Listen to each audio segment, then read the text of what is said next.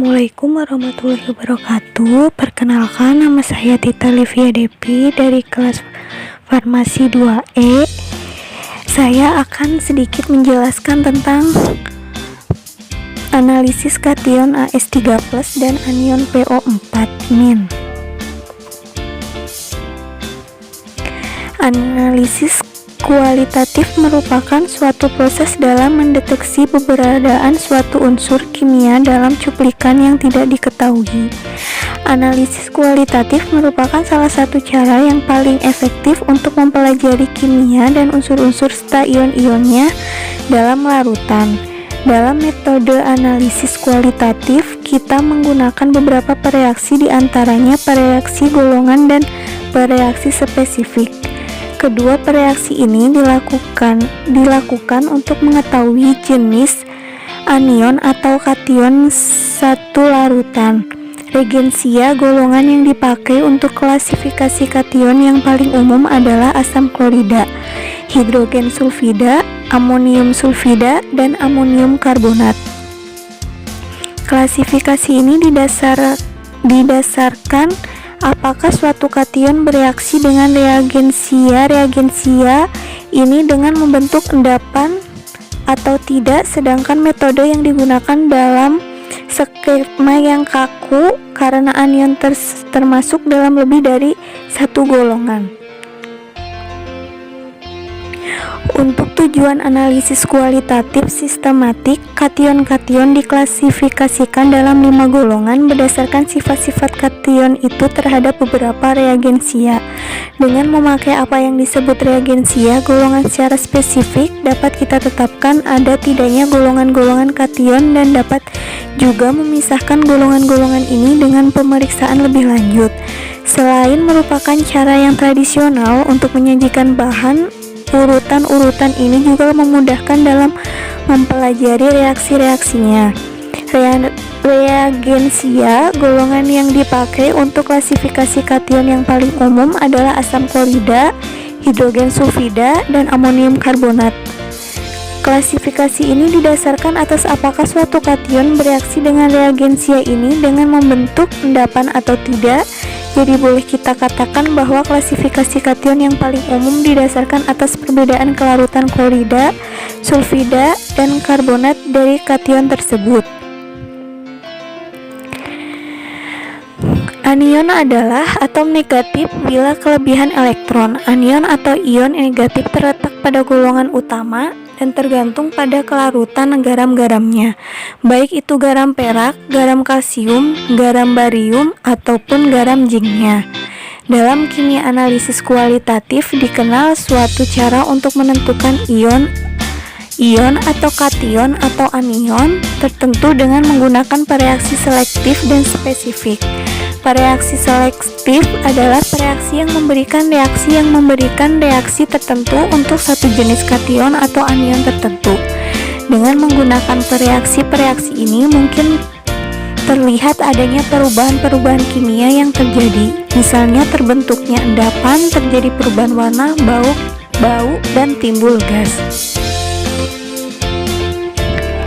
Kation AS3+ atau arsen. Arsen dijumpai di tanah, air, dan udara. Unsur arsen ditemukan sebagai hasil sampingan dari peleburan tembaga, timah, seng, dan logam lainnya. Ini dapat mengakibatkan dilepasnya AS ke lingkungan. Pembakaran fosil terutama batu bara mengeluarkan AS2O3 ke lingkungan, di mana sebagian besar akan masuk ke dalam perairan alami. Arsen terdapat alam bersama-sama dengan mineral fosfat dan dilepas ke lingkungan bersama-sama dengan senyawa fosfat. Arsen dalam bentuk AS3+ disebut arsenit dan dalam bentuk AS5+ disebut arsenat. Sumber utama paparan AS di lingkungan kerja adalah dari pabrik pembuatan herbisida dan peptisida serta dari makanan. Arsenit AS3+ larut dalam lipid dan dapat diabsorpsi melalui pencernaan inhalasi dan kontak langsung dengan kulit. Arsen jarang ditemukan dalam bentuk unsur, biasanya membentuk berbagai senyawa kompleks berupa trivalen atau AS3+. atau pentavalen atau AS5+, AS3+ berupa arsen anorganik, diantaranya arsen pentoksida, asam arsenit, Pb- arsenit, Ca arsenit. Arsen organik dapat berupa AS3+ dan AS5+, diantaranya asam arsalinat atau bentuk metilasi. Senyawa arsen anorganik yang terpenting adalah arsen trioksida atau AS2O3 atau AS4O3 pada suhu di atas 1073 derajat Celcius. Senyawa arsen trioksida dapat dihasilkan dari hasil samping produksi tembakau dan pembakaran batu bara. Arsen trioksida mempunyai titik didih 465 derajat Celcius dan akan menyublim pada suhu lebih rendah. Kelarutan arsen trioksida dalam air rendah kira-kira 2% pada suhu 25 derajat Celcius dan 8,2% pada suhu 90 derajat Celcius. Sedikit larut dalam asam membentuk asam arsenida atau H3ASO3. Arsen trioksida sangat cepat larut dalam HCl dan alkalis.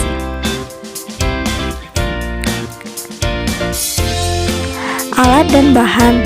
Alat peralatan yang digunakan dalam penelitian ini adalah botol timbangan, spatula, neraca analitik, corong, labu ukur 100 ml, labu ukur 50 ml, labu ukur 10 ml, pipet ukur 1 ml, pipet ukur 2 ml, pipet ukur 5 ml, pipet ukur 10 ml, pipet tetes, corong kaca arloji, gelas beker 50 ml, pengaduk, penagas, propipet, botol semprot, pH meter, indikator pH, kuvet kaca, dan spektrofotometer UV. Bahan yang digunakan dalam penelitian ini adalah bahan yang mempunyai kemurnian yang tinggi, diantaranya besi 3 klorida heksahidrat FeCl 36H2O, penotrolin C12H8N2, asam asetat CH3COOH, natrium asetat CH3COONa, aseton C3H6O, arsen 3 oksida AS2O3, kalium triosanat KSCN, asam nitrat HNO3, dan aqua DM. Prosedur kerja. Pembuatan larutan AS3 100 ppm. Larutan AS3 100 ppm dibuat dengan cara melarutkan 0,0264 gram AS2O3 dengan aqua dalam gelas beker 50 ml. Kemudian larutan dipanaskan suhu 70 derajat Celcius dan diaduk dengan pengaduk hingga larut. Larutan AS3 didinginkan selama 30 menit lalu diencerkan dengan penambahan aqua hingga batas pada labu ukur 100 ml. Penentuan panjang gelombang maksimum AS3 fenatrolin. Larutan AS3 100 ppm dimasukkan sebanyak 1,5 ml ke dalam labu ukur 10 ml, ditambahkan 1,5 ml larutan 1,10 fenatrolin 1000 ppm, ditambahkan 1,5 ml buffer asetat pH 3,5, ditambahkan 5 ml aseton, ditambahkan aqua hingga batas. Larutan campuran dikocok dan didiamkan selama 5 menit dan diukur absorbansi pada panjang gelombang 312 nm sampai 319 nm. Pengukuran menggunakan spektrofotometer UV dengan dilakukan pengulangan sebanyak 3 kali. Panjang gelombang maksimum ditentukan berdasarkan absorbansi yang diperoleh pada rentang 0,2 sampai 0,8. Data dibuat kurva antara absorpsi dan panjang gelombang. Dari kurva tersebut dapat diketahui panjang gelombang maksimum kompleks AS3 fenatrolin. Pengaruh ion panggung AS3 pada pengukuran Fe-tiosianat. Larutan standar Fe dengan konsentrasi 100 ppm diambil 0,5 ml, lalu dimasukkan ke dalam labu ukur 10 ml, ditambahkan 0,01 ml larutan AS3, ditambahkan 1,5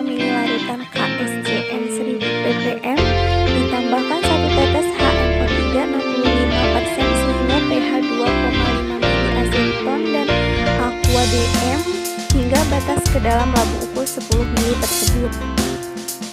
Campuran dikocok dan didiamkan selama 5 menit. Larutan diukur absorpsinya pada panjang gelombang maksimum yang telah diperoleh.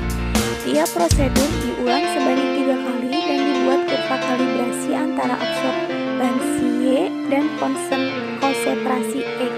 Dari data absorpsi yang diperoleh, prosedur di atas dilakukan juga untuk konsentrasi larutan AS3 sebanyak 0 ml, 0,03 ml, 0,05 ml, 0,07 ml, dan 0,09 ml. Pengukuran panjang gelombang maksimum AS3 fenatrolin. Pengukuran panjang gelombang maksimum AS3 fenatrolin bertujuan untuk mengetahui apakah ion AS3+ dapat membentuk kompleks dengan fenatrolin sehingga dapat terjadi konsentrasi apabila sengaja ditambahkan ke dalam larutan AS3 fenatrolin. Pengukuran dilakukan pada rentang panjang gelombang 312 mm sampai 309 mm. Kompleks AS3 fenatrolin yang terbentuk tidak berwarna sehingga pengukuran dilakukan pada rentang panjang gelombang di daerah ultraviolet atau UV, yaitu rentang panjang gelombang 200 mm sampai 380 mm. Panjang gelombang maksimum ditunjukkan dengan adanya absorbansi tertinggi yang ditandai dengan adanya puncak seperti gambar 4.4. Ya, jadi teman-teman bisa dilihat ya gambar kurvanya di sini. Gambar 4.4 panjang gelombang maksimum AS3 fenatrolin rentang 312 sampai 309 mm interval 1 mm pada pengukuran panjang gelombang maksimum AS3 fenatrolin di atas, kemudian diambil rata-rata dari ketiganya.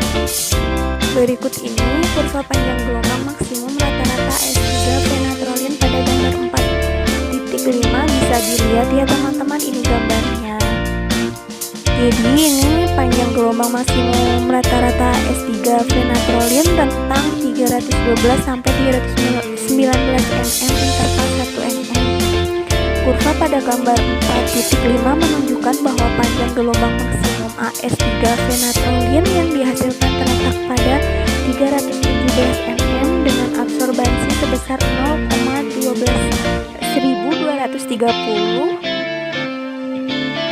Panjang gelombang maksimum AS3 fenatrolin yang dihasilkan mendekati panjang gelombang maksimum Fe3 fenatrolin yaitu 320 mm, sehingga kemungkinan terjadi kompetisi pembentukan senyawa kompleks dengan pengelompokan fenatrolin antara AS3+ yang sengaja ditambahkan dengan Fe3+ pada pengukuran Fe3 fenatrolin. Pada kondisi seperti ini, ion AS3 disebut sebagai ion pengganggu.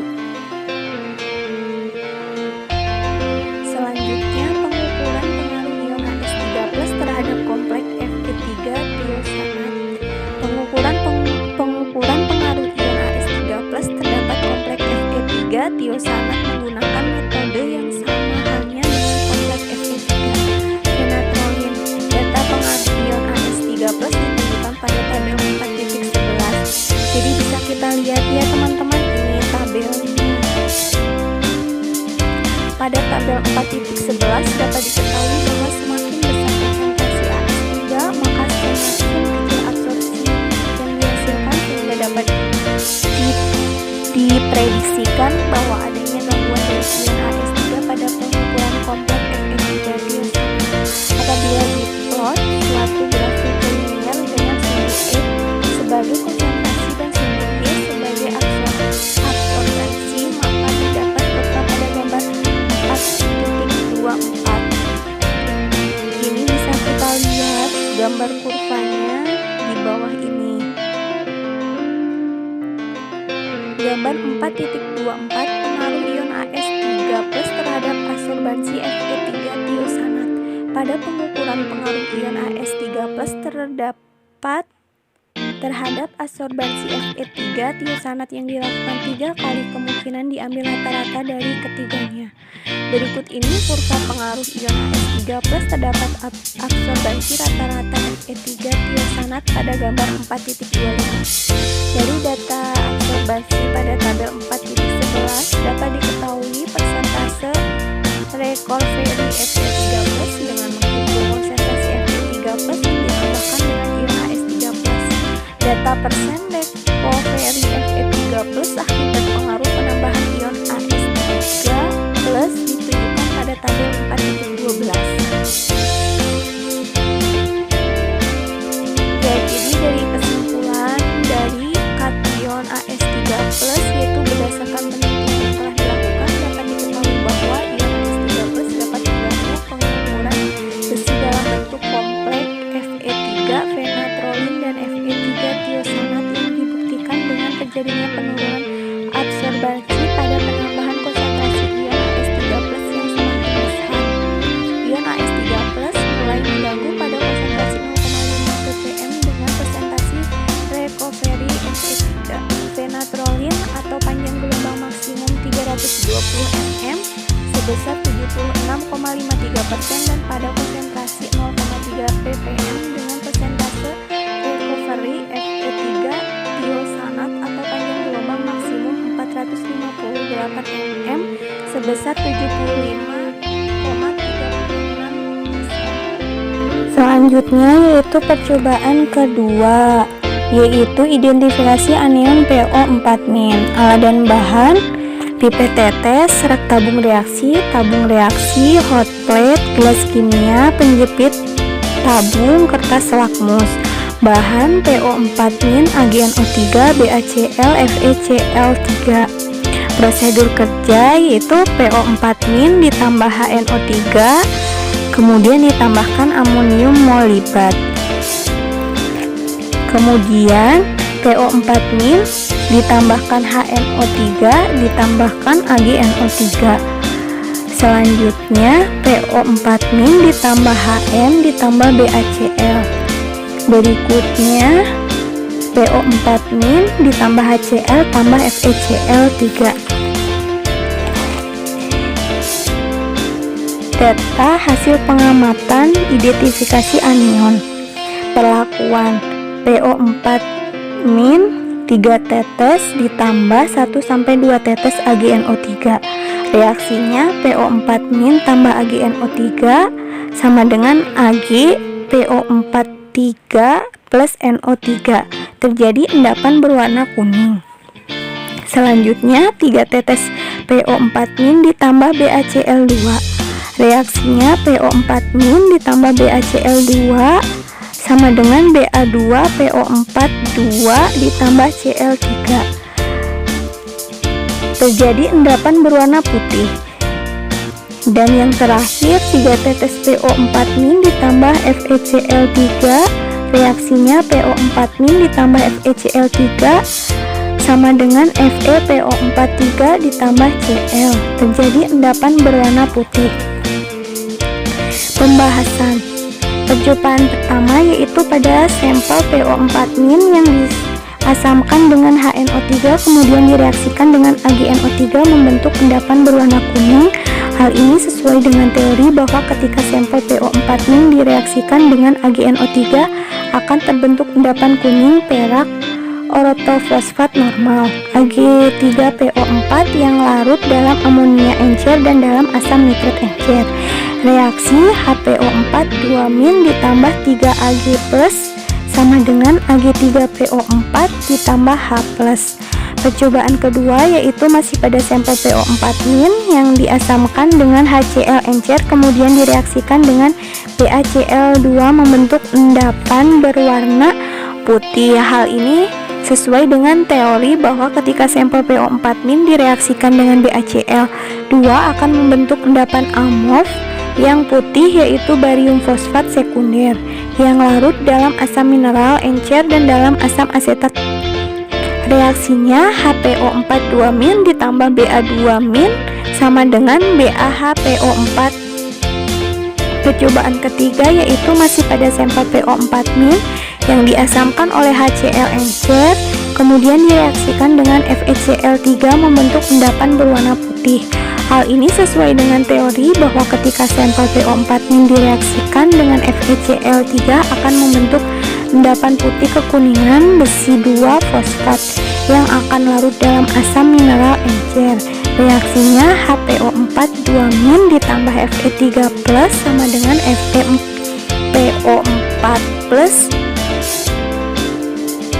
FePO4 ditambah H+.